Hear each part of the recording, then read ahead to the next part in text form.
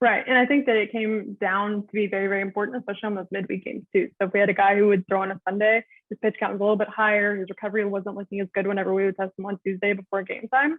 But being able to say like, hey, like his numbers aren't where you need him to be today. Do you really want him to go out there and eat up one inning for you versus being able to get him for Friday, Saturday, or Friday, Sunday, whatever you need out of them type of thing. So I think that it's very important to be able to give those type of metrics too, because we haven't had that in the past. I think that that's cut down on some of the injury rates and all of those type of things too, which I'll talk a little bit on here in a little bit.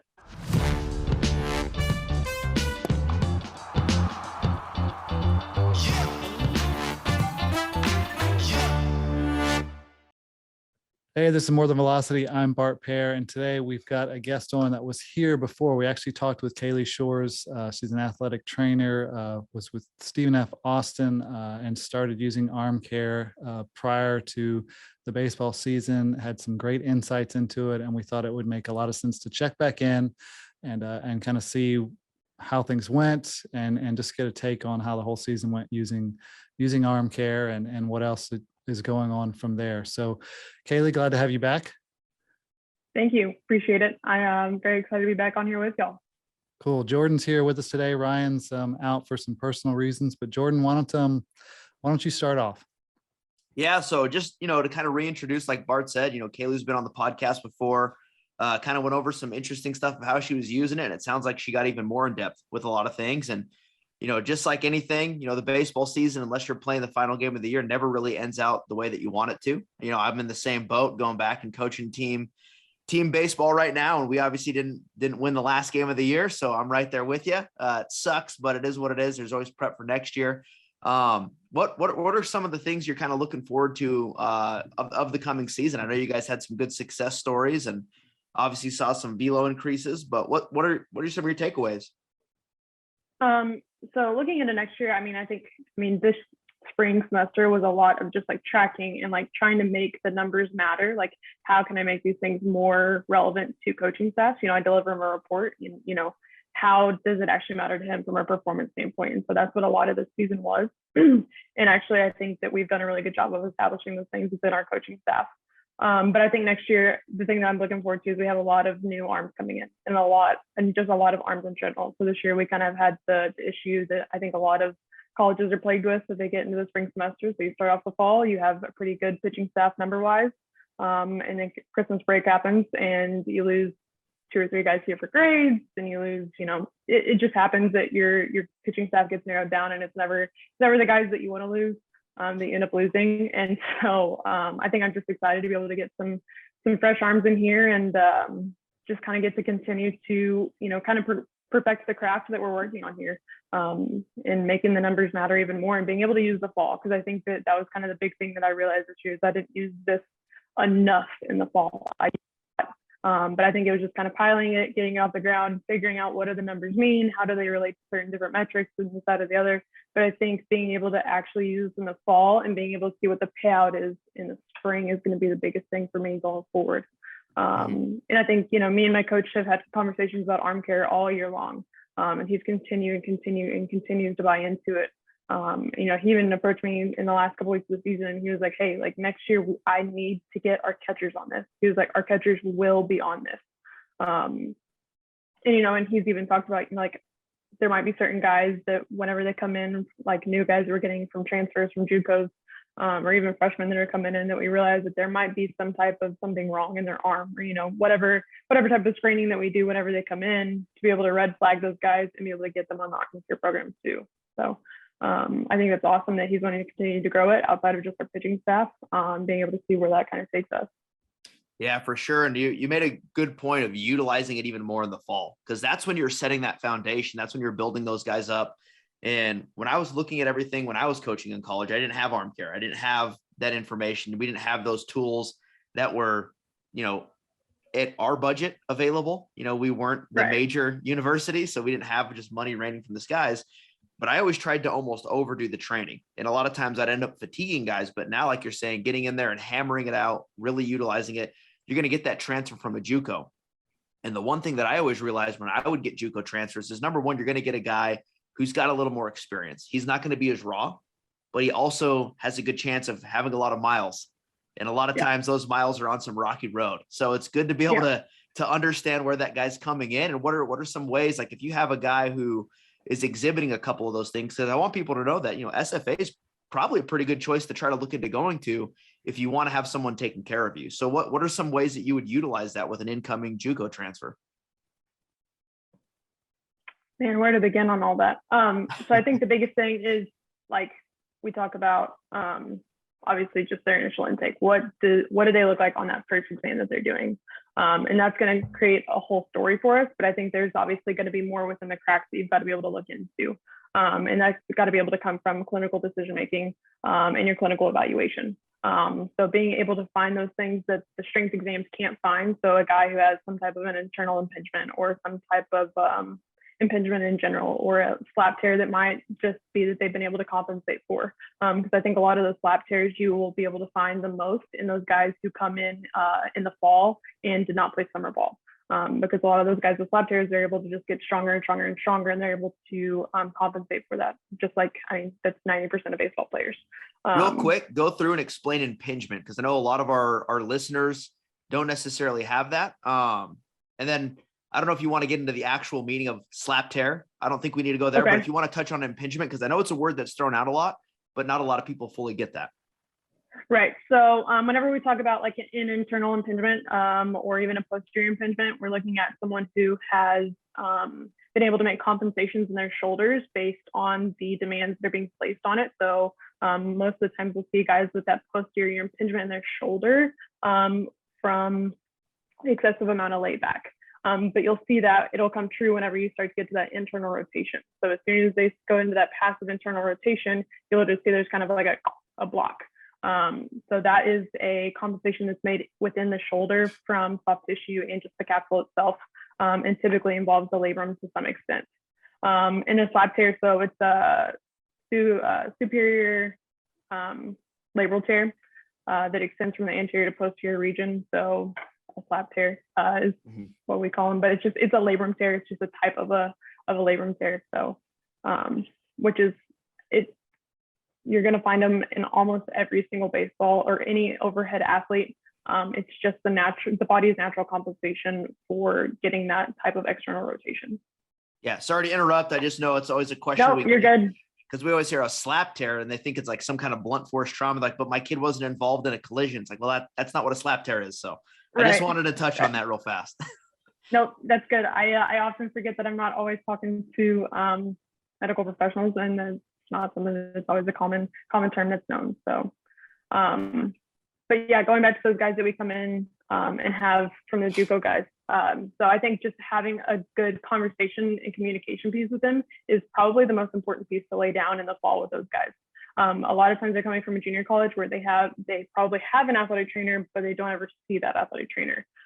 There's not a relationship that is formed there, and they don't really always understand the role and responsibilities that an athletic trainer plays, especially within kind of the unique role that I play within our baseball program. I'm not just an athletic trainer that sits at the end of the dugout and spits sunflower seeds and is there if you get cut off from the turf burn.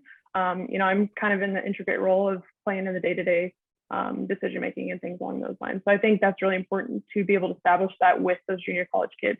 And then is being able to get the buy-in from them. But I think as soon as they start seeing the numbers and they start to get a sense of security that someone is looking out for them, and that it's not just some type of someone's like keeping a thumb on them at all times. It's more of like, I am actually here to help you and I want to help you develop.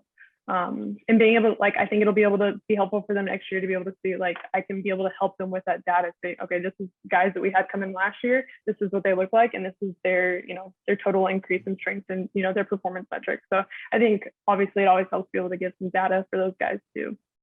Now, correct me if I'm wrong. I'm pretty sure I'm understanding correctly. And obviously we've been communicating and staying in touch over a good chunk of time. And I feel like I'm getting to understand a little bit more of the way you work and the way you're involved. And it is a unique role from what a traditional AT is. And I think that's extremely important. And I've had a couple athletic trainers that I've worked extremely well with from the pro side of baseball. One of them, he's actually in Japan. His name's Yusuke Takahashi. Fantastic guy who was one of the first guys that I saw was super hands-on with getting on there And I could, as a pitching coach, I could go to him and say, here's what I'm seeing. I'm seeing some imbalances. He would get in there and screen them. And then he would put together a plan to make sure this player's strengthened what he needs. So it sounds like you have a good communication with that entire coaching staff, which is really unique, because most of the time, if a player goes and talks to the athletic trainer, the coach, the manager, the pitching coach goes, well, don't talk to them. They're going to take you out of the game. Don't even, you don't want them to know your name. But this is a different relationship where it's like, no, we're trying to build your performance. We're not just setting a foundation. I'm not taping your ankle. I don't throw bags of ice on you. We want to create you into a high performance, machine when it comes down to it. Am I understanding that all right? Yeah, absolutely. 1,000%. It's a conglomerate of people that are just trying to win the most games possible. And I think that, my coach had athletic trainers in the past that kind of went into that kind of traditional athletic trainer role. And it was kind of that like, hey, don't go talk to them unless you want to be pulled type of situation. And I think, he gave me a clean slate. He didn't just assume that all athletic trainers are the same. But we started, we had a really, really good foundation laid from the very first interview that I ever had with him. I told him that I don't work for you, I work with you. And, some people might kind of lash at that a little bit because, technically I'm a little bit of an insubordinate to him, but at the same time, you want me to be on your team. I'm a coach's kid, so I understand kind of those metrics and how a coach is able to be successful, because at the end of the day, they're evaluated by wins and losses. And, if you can have an athletic trainer on your staff and, people support staff around you that are trying to help you win the most games possible, that's when you're going to be the most successful. And I think you being a coach's kid, like you just mentioned, has probably allowed you, to put on the different lens of not just looking at things through, well, we need to be healthy, but we also need to perform well. Because this is the debate I've always had with Ryan. I've told Ryan numerous times, and obviously he's not on here to defend himself, but I've said, if all of our guys are healthy, but we win 0 games, what did we really accomplish? We have to be able to weigh the risk and reward, but be able to push things aggressively enough while staying safe to push development. And with that, I know you were tracking some stuff in terms of performance and strength. I don't know if you wanted to get into that at all right now, but I think it's kind of neat that you're not just putting on the health lens, but you're looking at it from a coaching lens to relay information, but also kind of in a sense from a scouting role. Like this is kind of some advanced scouting that you would be doing at, with the MLB draft camps, and you're kind of taking that into your world there at SFA in creating an analytics process. And I don't know if you want to touch on that at all, or if you're allowed to. Yeah, I can. I'll just, I've maintained some of the privacy of the athletes and all the kind of the stuff that I'm willing to put out there. But yeah, I would say that I did a lot of tracking this spring. I wish I would have done a little bit more tracking in the fall to be able to do a little bit of compare and contrast, because I have some metrics I'll be able to demonstrate that are from the fall and spring and be able to do the differences, but I didn't have a ton that was readily accessible to be able to kind of make some of those comparisons. But like I said, I sat down and it was in the middle of a practice where we were just in the indoor and it was raining, and it was just batting practice basically. So I was just kind of sitting in the corner, like, I got to be able to make these numbers matter. I've got to be able to see how they relate. Like, if I have numbers, if I have a primary number right before we're supposed to, have an outing or a bullpen or whatever, and they're down, I've got to be able to show, like, okay, this is how it relates to performance. And so all season long, every single outing that the athlete had, I was tracking a number of different metrics. So it would be his fresh exam, his post exam, comparing his fresh exam to his percentage of change over the last 6 weeks. His rate of perceived exertion, his sleep, his body, all of those subjective information on their ratings. Just overall mine and my pitching coach's observations. So how did they look overall without even having numbers in front of us? So I'd be like, man, he cannot command, this today, or he is just not looking right today on this. And then I would also track performance metrics too. So his max velocity, his average velocity, and then I would do that in his strike percentage for overall, and then in each different pitch that he has within his arsenal. Sorry, my mouth is kind of dry.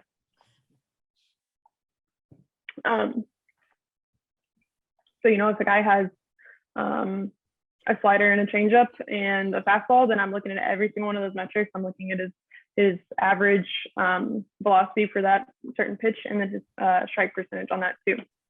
And then I would also do that in comparison to his primer. So I know that y'all kind of give the recommendation to do a fresh exam more often than not. But we actually got in a situation this year where it was taking so much time, and I was able to kind of relate a little bit more the primer numbers in relation to their performance. So I just was kind of using that. It was a little bit quicker, especially when we're on the road. And we're playing a ton of games in a week. We've got a Tuesday, Wednesday midweek, and then we're on the road for Thursday for our Friday, Saturday, Sunday weekend set. So being able to track all those things too. So, and while I was doing it, I actually had no idea what I was doing whenever I first started. I was just like, I know that these numbers probably will matter, and I'm going to learn as I go. And we actually have a guy on our analytics staff who's very, very good with the numbers and actually helped me out quite a bit. So we actually have Yacker, and that helped us with some of the, I'll talk a little bit about disbursement and things along those lines. And for everyone listening that doesn't know what Yacker is, it's just a ball tracking technology that gives you movement characteristics and things like that, just to fill in any gaps. Yes. And looking at those metrics, I was like, I really have no idea what some of these metrics are. So I just went to the ones that seemed relatable and that mattered in the short sense. So obviously there's a lot of factors that go into these metrics, and they play just one piece of the bigger puzzle. And how many people are on the analytics staff? Is it just one person? I would say it's 1.5 person.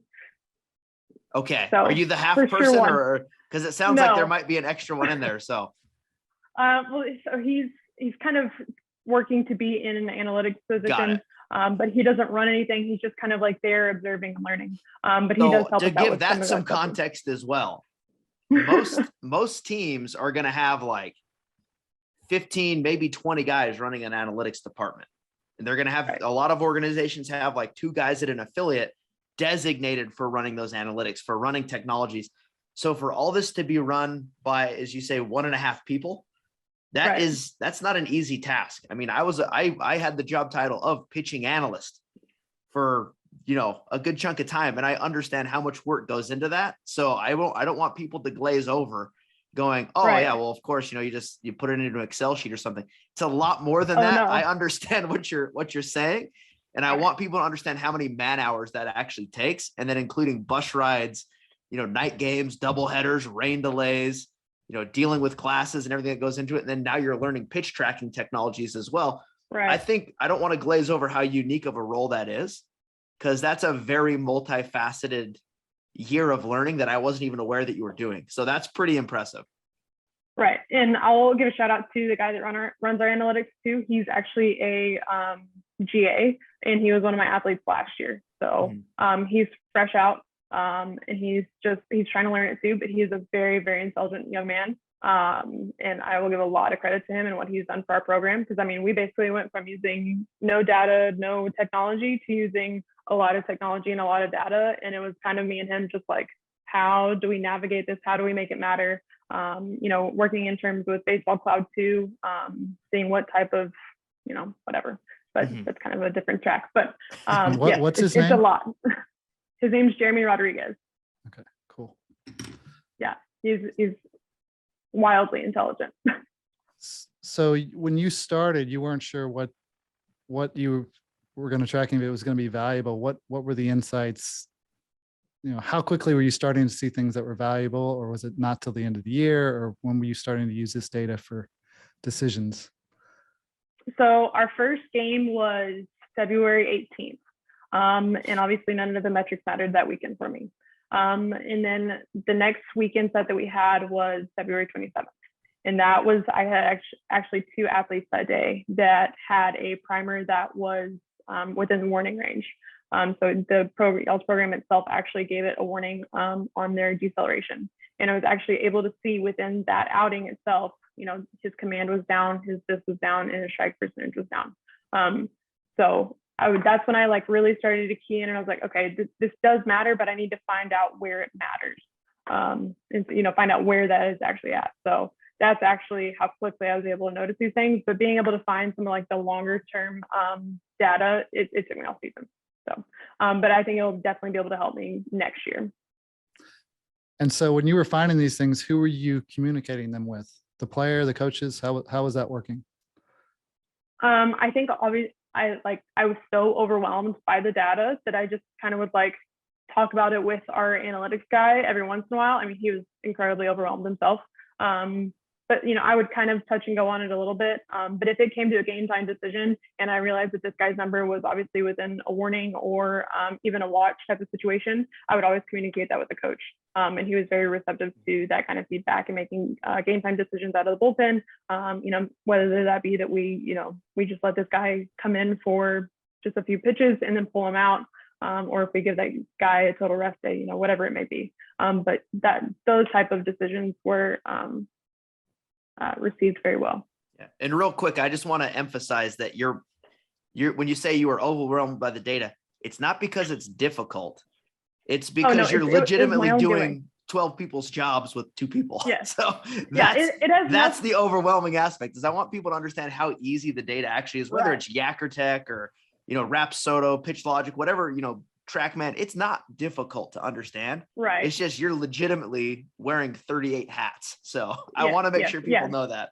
Thank you for prefacing that. I probably should have put that a little bit too. It was not the fact that the data itself is really hard to understand. And it's not that whenever you go into the ArmCare platform or the ArmCare portal that the numbers are hard to understand. It's actually very, very simple. And like even my lower scale guys are easily able to understand it. So it was the work that I put on myself that made it hard. It had nothing to do with the actual metrics itself. So thank you for throwing that in there.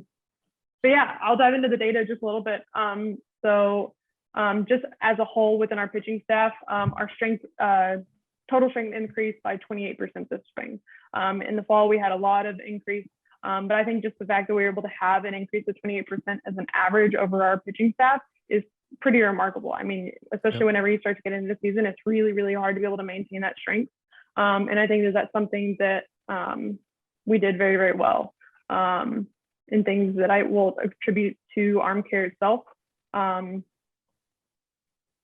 then we were able to see that, I'm trying to pull up some data points here. I can't talk all these things off the top of my head. Okay, so within the 15 different pitches that I looked at, so I had to eliminate a few just because I didn't have, enough metrics from them from Yakkertech, meaning that they didn't pitch at home, or whatever it may be, that they only pitched in a few games. I just kind of eliminated those guys. So I looked at 15 different pitchers, and every single one of those was able to maintain velocity throughout the season, and 10 out of those 15 were able to actually increase velocity throughout the season. Nice. So that's pretty significant. And then I have a graph that I can show here too.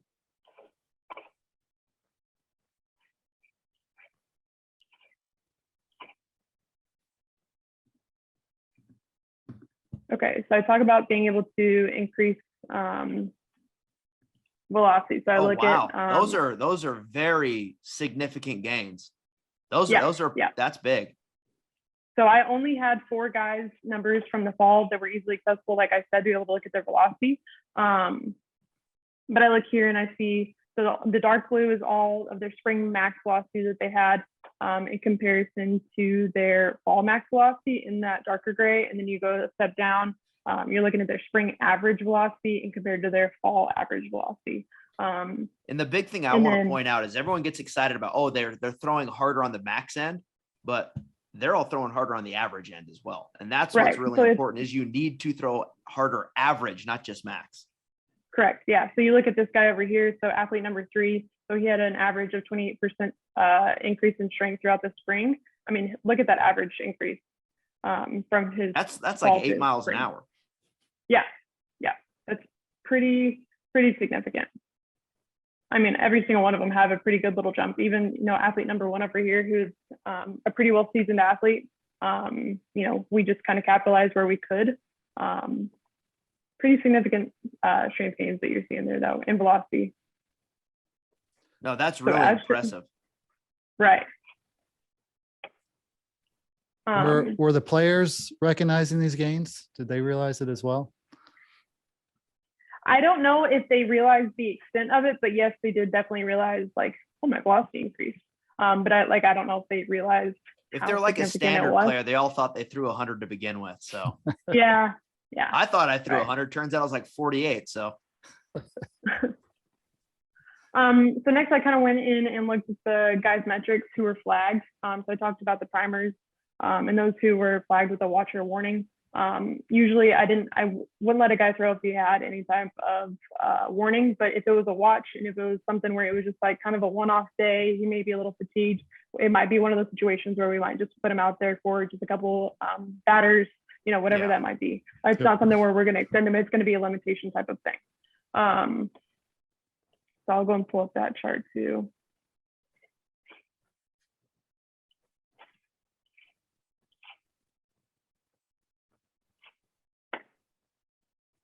Okay, so this is actually looking at comparisons of strike percentages. So That's crazy. if you look at the numbers on the left and the green, so that's going to be their average. So this is just looking at fastball strike percentage. I didn't want to get into all those secondary off-speed type of pitches because I feel like there's a lot of variability that lays there. But if a guy can't throw fastballs for a strike, then we got some issues there. So looking at the left, you can see 4 different athletes. The average fastball strikes percentage in the green, and then in the red, you look at the fastball strike percentage whenever they had a low primer. Typically, that was looking at their deceleration too. So you can see that there's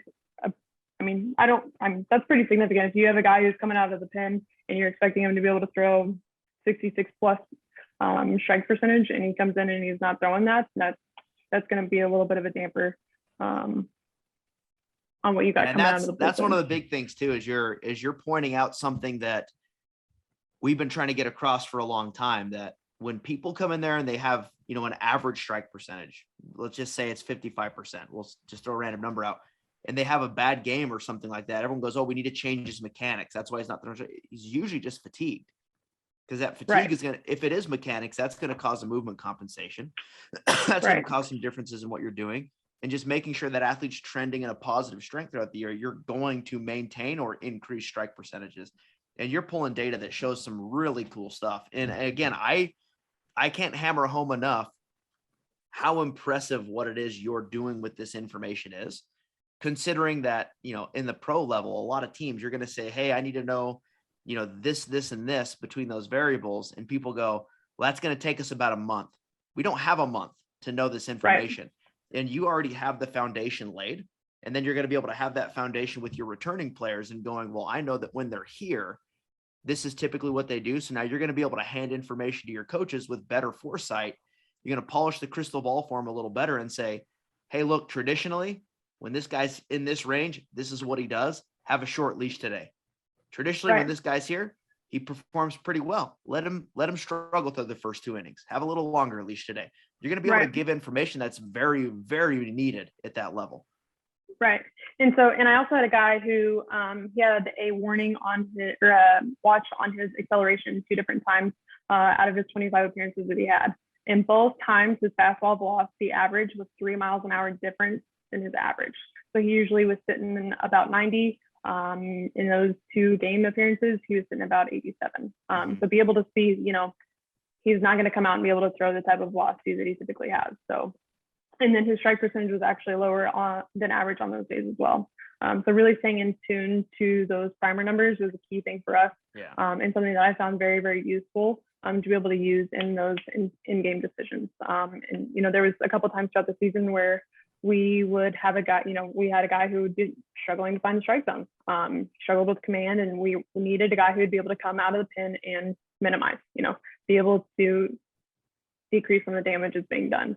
And, I would go over to my coach. I'd be like, hey, if you're looking for this guy to come out of the bullpen, this might not be your day. You might want to wait. His fatigue levels are not where they, he doesn't look like he usually does. So, and being able to provide that data, sometimes you think a guy is really, really good just because of the way he looks, in terms of mechanics, but that doesn't always mean that his, performance metrics are exactly where they are. Especially when you're getting in the middle of it's like, if you have a long road series, or if you're like at a point where, especially you're playing any extra inning games, or you're playing a double header, or even if it's a long homestand. And, I know that your guys' schedule, you said it was pretty weird because you have a weird travel schedule because you guys are like isolated in the middle of nowhere. So there's no direct route Yeah. to get anywhere. So there's a lot of bus rides. And bus rides are not kind to your low back when it comes down to it, and your shoulders and everything that comes along with it. But being able to have that information to relay and go, look, this guy's just not there. It's better to lose him for 2 innings today. So that way you have him for 7 when it comes down to it. And a lot of managing is just, not necessarily what do we got to do to win today, but it's what do we got to do to make sure we're winning 7 of the next 10. Right. And I think that it came down to be very, very important, especially on those midweek games too. So if we had a guy who would throw on a Sunday, his pitch count was a little bit higher, his recovery wasn't looking as good whenever we would test him on Tuesday before game time. Well, like, hey coach, like his numbers really aren't looking that good because we didn't have the amount of arms to be able to have your traditional like midweek staff versus your weekend staff. So everyone, it was some Tuesdays was just kind of like a Johnny Hole staff. But being able to say like, hey, like his numbers aren't where you need him to be today. Do you really want him to go out there and eat up 1 inning for you versus being able to get him for Friday, Saturday, or Friday, Sunday, whatever you need out of them type of thing. So I think that it's very important to be able to get those type of metrics too, because we haven't had that in the past. I think that that's cut down on some of the injury rates and all of those type of things too, which I'll talk a little bit on here in a little bit. Just some other things that I found within my tracking too. Those that had a higher scaption strength relative to body weight had a higher strike percentage on the team.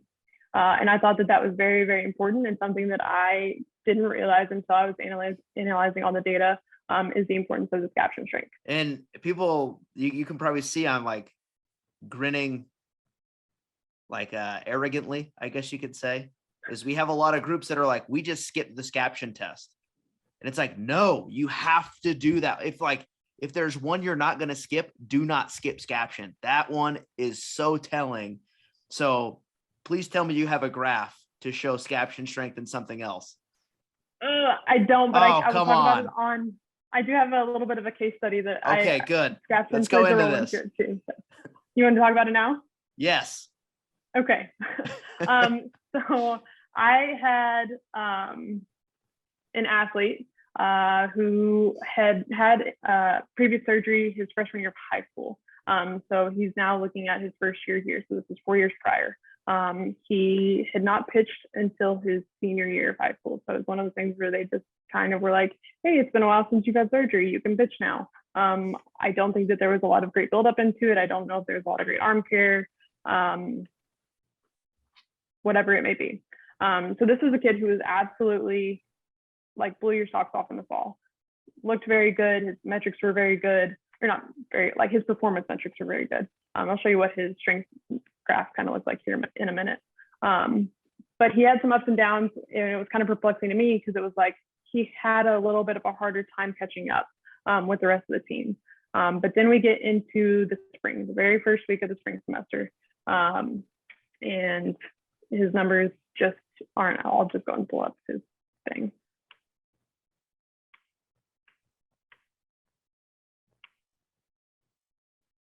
Okay, so this was his graph of total strength measured throughout the entire year. So as the purple or blue line that you can see is our team average. So that kind of little gap there is from the gap that we took around the Christmas break. Right. And also that big increase that you see too is because a lot of those, these numbers in the fall didn't include the grip strength. So that would kind of made those variables change just a little bit. But as you can see, this athlete, like I said, in the fall, he was kind of up, down, up, down, up, down, up, down. But his performance was good. We did what we could to try to keep up with where he was at. He wasn't having a ton of pain. We just worked a lot on recovery type of things and trying to keep his strength somewhat consistent. But I also heard, I was listening to y'all's podcast the other day with I don't even remember what his name is, Mike Killian, I believe is his name. Mm-hmm. Is that right? Yeah. And he talked about the case study that he had with one of his athletes that tried to do lawn care on the side. Well, ironically enough, this kid also does lawn care on the side. So I did realize that in the fall, we got about 3/4 of the way through, and then I realized, he's doing all these things on the side, which is obviously gonna, increase and influence some of that fatigue factor that he was having. He's one of those kids, he's either all or nothing type of guy.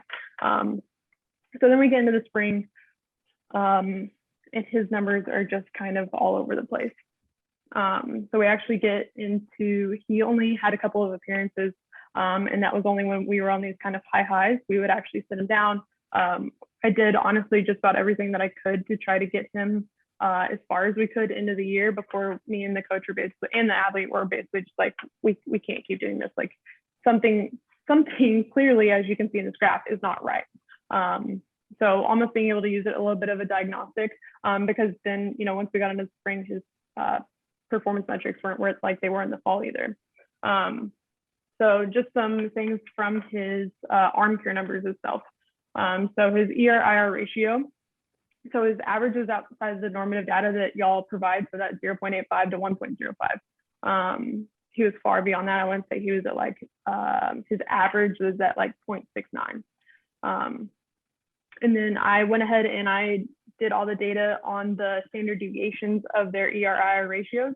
And his was by far the highest on the team. So most of the guys on the team were at a plus or minus 0.05 to 0.09, which isn't a bad deviation at all. So you're That's just very stable, yeah.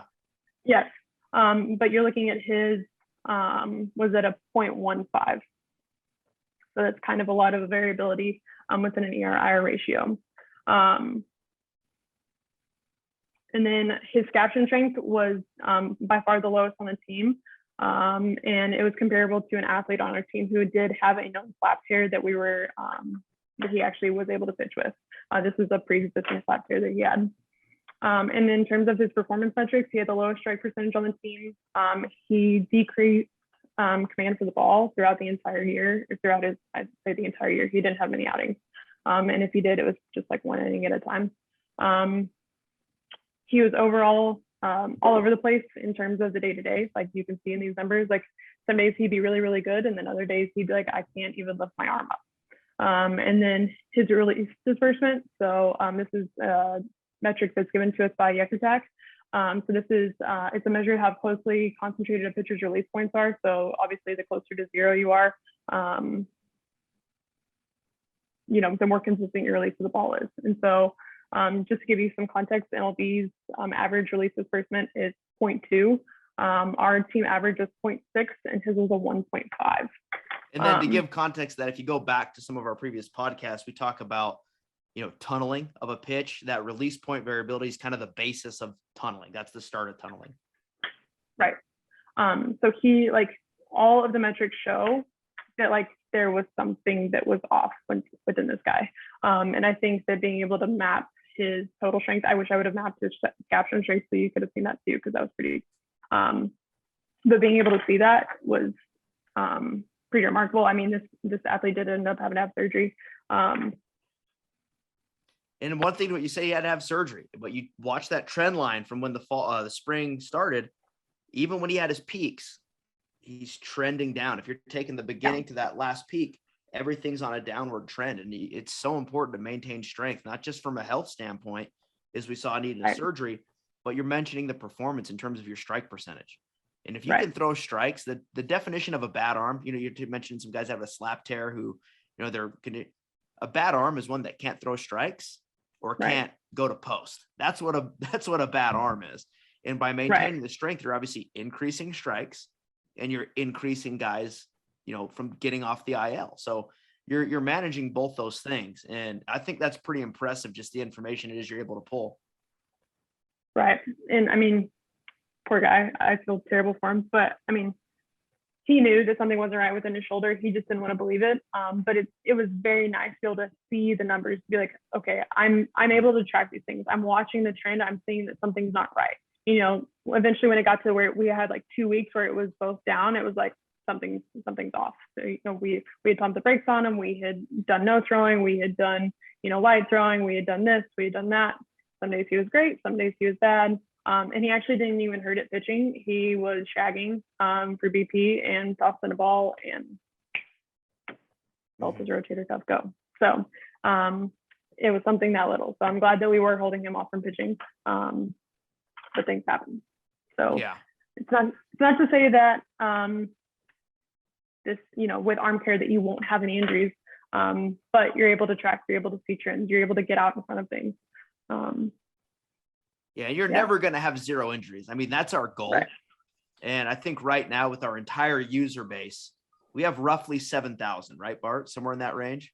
It's approaching that. I don't think it's We're- quite there yet. We'll say Yeah. 6,500 just to make things easy. We have 4 reported arm injuries.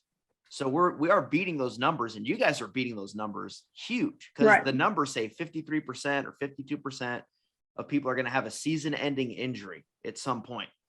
So if you guys are beating the numbers, you know, it's pretty impressive. And like I said, I've pointed out before, it's a pretty unique place to go to school. If you're looking for somewhere to go that's going to take care of you, I mean, just if people don't understand the context of what it is that Kaylee's doing with all this information, they're going to do what they can to take care of you. And it's not going to be for a lack of effort on the staff when it comes down to it. Right. And I have some more metrics that we can go over. I just have a couple more things that if you want to talk about metrics, and then we can kind of move on from there if you want to. Cool. Yeah, let's do it. So whenever I was looking at their primers in terms of their deceleration acceleration ratio, those that had a closer to 1-to-1 were also those who had the lowest variance in their strike percentage. So basically they typically stayed right within their average plus or minus 5%. Basically you knew what you were going to get out of them. So being able to have that balance in your shoulder, obviously that's something that we all know that you need to have. But I think being able to have that data point is very, very important too. And I had one guy who basically I knew if he was up or if he was down, basically what I was going to get out of him. There was not really a whole lot of variability.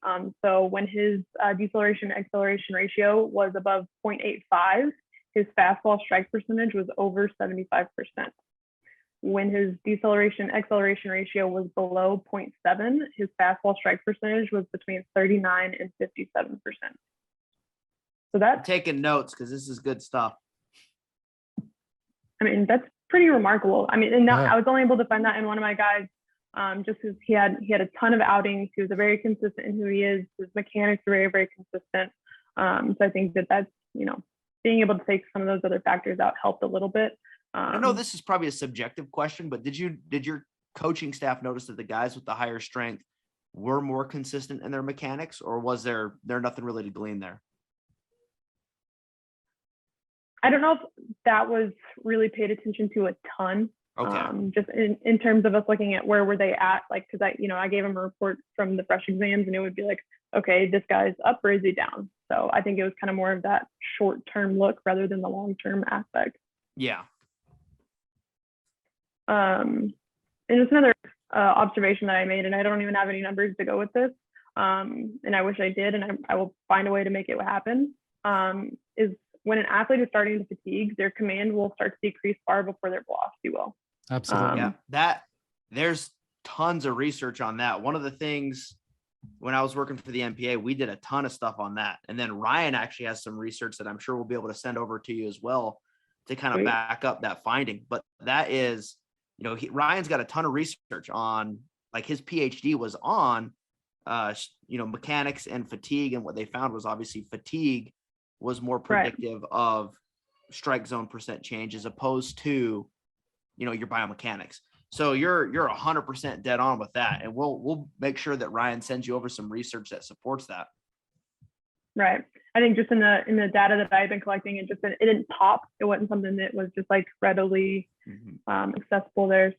So, but yeah, I think that a lot of people, like, I mean, even sometimes the guys would be like, what's his velo at? I'm like, it doesn't matter. Like, his velo's where it's at. Like, his command is clearly going down. Like, you've got to realize when it's time to pull someone. And, you know, there was a couple of times where me and the pitching coach would kind of get into it a little bit in the dugout. And I mean, at the end of the day, I mean, he knows what the information is. It's just hard to realize it in that moment sometimes too. So it was nothing that we could never have a drink about after. So Which is the most important part there. absolutely. So. Absolutely.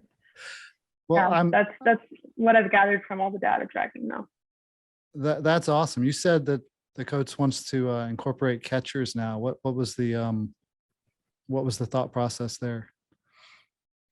So I think that, I mean, he was a catcher. He was in MLB for a little bit. And so he's big on catchers and making sure that their arm health is where it needs to be. But I think we struggled a little bit this year just in terms of being able to maintain where our catchers were at. We saw that, sometimes, at the beginning of the season, our catchers were phenomenal, especially, third down to second. That's really the biggest thing that he's looking at. Right on target, right where they need to be. It didn't look like they were struggling. It looked like they had a really good arm pass, all these things. And I think that he saw that as the season progressed and as we didn't have as much training, we didn't have as much time in the weight room, we didn't have as much attention to those type of details, that we really saw that those things start to decrease in those catchers. And realizing how important that is. If you don't have a guy behind the plate that can, have some type of production for you, then it's going to be difficult. People are going to run on you. They're going to play small ball on you, and that's difficult to overcome, especially at this level.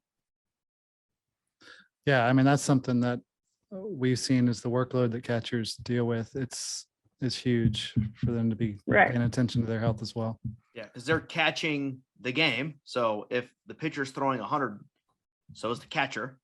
And then whatever the reliever's throwing, the catcher's throwing that, plus the in-between innings, plus, that the one thing that catchers don't get a pass on in practice is bunt plays and bunt coverages.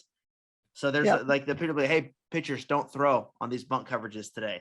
But then the catchers are like, no, rip that thing as hard as you can in practice. Right. So they're not getting off days, and then they're catching bullpens and throwing the ball back. And then they're also, if it's a starting catcher, I don't know how your guys' program runs it, but if they're playing a 3-game series, a 4-game series in a weekend, they're probably long tossing 4 times in that series because they're warming up before the game with the starting pitcher, doing what the pitcher wants to do. And then they're rolling into the game and they're doing what the runner dictates. Cause that's the thing. The catcher doesn't get a vote on what's going on. Yeah. So they're like the one player on the field that it's like, it doesn't matter what you think, you have to go do this. So it's so important to monitor what those catchers are doing just year round. Yeah. So I think that we will start on them very, very heavy in the fall. And just making sure, especially their caption strength, making sure that that's in play. And I think that a lot of people don't take into account that a lot of times catchers aren't getting to use their legs to throw. Like some of the hardest throws that they're expected to have is throw it on to second. And a lot of times they're not going to use their legs. They're all disadvantaged. They're working. If there's a runner, if you have first and second and there's anything going on, or second base and there's any type of steal, you're now throwing around an obstacle. If there's a left-hander in at first base and you're back picking, you're throwing around an obstacle. They also have an umpire. And again, most of the umpires are using catchers as a support throughout the game. I've never heard a catcher say, man, I love it when this umpire leans on me, but it happens all the time. So catchers just get abused. And then obviously there's foul balls, they're sprinting, they're running, they're changing direction. ThereThere's so much that goes into catching, and it's the position that everyone's like, oh, they're fine, they're tough. Yeah. Often overlooked, in my opinion. Mm-hmm. Cool. So you're going to incorporate catchers. Any other changes with arm care next season? Anything you're looking to add or tweak? I definitely think that I will increase our testing frequency. I didn't, like I talked about just a little bit ago, I didn't do fresh testing as often. I will find a way to make that happen. I'm going to work on getting just 1 or 2 more sensors too, to be able to have a sensor that stays back at the school whenever we are on the road. Because I think that that's important to be able to have those metrics. I mean, if we're gone for a midweek game and I have a guy who's throwing a bullpen that day back at school, then he needs to be able to test. We need to be able to know. And especially those guys, if we have to leave a couple guys back that might be just a little bit banged up, being able to have them be able to test over the weekend so that I can help and change prescribing their rehab plan over the weekend. Because I think those numbers really help with a lot of that too. And if there's a dad who comes up and he's like, well, what are you guys going to do for my kid's development? Well, this is what the league does. Here's what we do. And you can quantify that. It sets you guys apart. And then if you can tell a mom, well, this is what the league does in terms of maintaining their velo, and this is what we do, the mom's going to go, oh, they're going to keep my kid healthy. So you're going to hit both ends of the spectrum on what people want to hear. Right. And I will say that this has played a huge role in our recruiting. So for every single pitcher that we have that comes in, Johnny has me and our analytics guys sit down and I give a whole slideshow presentation on arm care and kind of what we do and what it means and what it looks like for the guy's overall arm care health. And I will say that it's made quite a difference. Very cool. Thank you for the data. The data is awesome. It's good to see. It confirms a lot of the stuff that we've seen in some other studies or hearing about. It's always good to put real numbers to it. And Jordan, anything else? No, that's awesome. Again, I I just can't overstate how much time and effort is going into what it is you're doing. And to be pretty much headed up by yourself and one other individual, that's impressive. And that should never be taken for granted. So. Thank you. I appreciate that. All right. That wraps it up, guys. Until next time. Take care. Thank you.